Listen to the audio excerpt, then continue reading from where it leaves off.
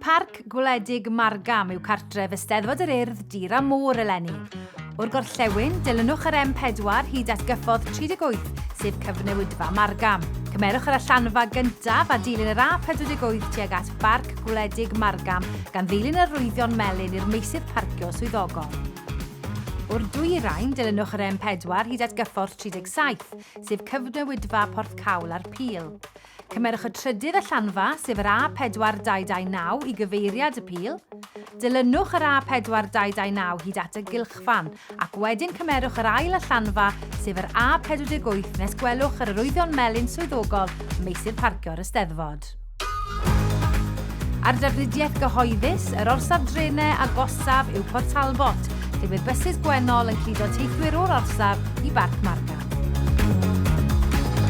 Ac i chi sy'n dod ar gefn beic, bydd lle pwrpasol i'w gadael ger y ganolfan groeso.